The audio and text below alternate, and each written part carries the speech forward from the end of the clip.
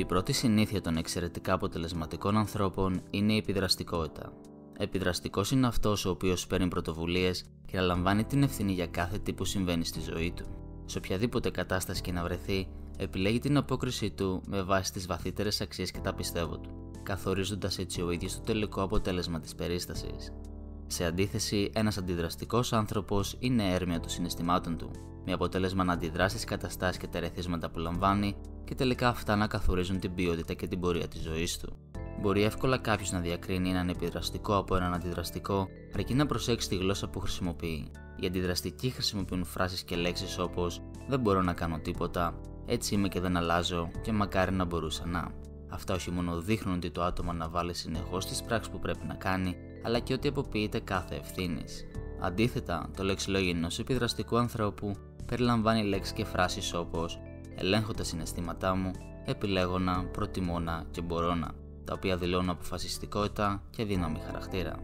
Η μεγαλύτερη διαφορά όμως ανάμεσα σε έναν επιδραστικό και έναν αντιδραστικό είναι το πού εστιάζουν τον χρόνο και την ενέργειά τους. Όλα τα θέματα που μας ενδιαφέρουν, μας ανησυχούν ή και που μας είναι τελείως αδιάφορα μπορούν να ενταχθούν στον κύκλο προβληματισμού. Ρίχνοντας μια δεύτερη ματιά σε αυτόν τον κύκλο, παρατηρούμε ότι όλα τα προβλήματα χωρίζονται σε δύο κατηγορίες. Σε αυτά που μπορούμε να κάνουμε κάτι για να τα λύσουμε και σε εκείνα που δεν έχουμε πραγματικά κάποιον έλεγχο πάνω τους. Η πρώτη κατηγορία αποτελεί τον κύκλο επιρροής και στο κέντρο του βρίσκονται όλες οι υποσχέσεις και οι υποχρεώσεις προς τον εαυτό μας και προς τους άλλους. Οι επιδραστικοί επιλέγουν να εστιάσουν και να ολοκληρώσουν πρώτα αυτά τα θέματα, καθώς έτσι θα εγκαθιδρύσουν μια εσωτερική ακεραιότητα η οποία θα τους δίνει τη δύναμη χαρακτήρα, το σθένος, το θάρρος και τον αυτοέλεγχο για να λύσουν οποιοδήποτε πρόβλημα και να βρεθεί μπροστά τους, αλλά και να αναλάβουν περισσότερες και μεγαλύτερες ευθύνες. Οι αντιδραστικοί, από την άλλη, εστιάζουν στον κύκλο προβληματισμού. Για αυτά τα θέματα όμως δεν μπορούν να κάνουν κάτι πέρα από το να παραπονιούνται, και όσο περισσότερο εκτελούν αυτήν την ενέργεια, τόσο περισσότερο τους γίνεται συνήθεια και τελικά αυτόματη αντίδραση σε ό,τι και να τους συμβεί. Παρ' όλα αυτά, υπάρχουν δύο στοιχεία στον κύκλο προβληματισμού που θα πρέπει να δώσουν προσοχή. Αυτά είναι τα λάθη και οι συνέπειες.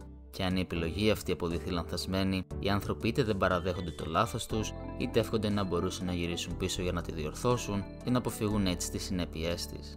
Καμία από τις δύο αυτές αντιδράσεις όμως δεν αντιπροσωπεύει τους επιδραστικούς, οι οποίοι όχι μόνο αναγνωρίζουν και αποδέχονται το λάθος τους, αλλά πάνε και ένα βήμα παραπέρα και διδάσκονται από αυτό, ώστε στο μέλλον να μπορούν να παίρνουν γρηγορότερες και καλύτερες αποφάσεις.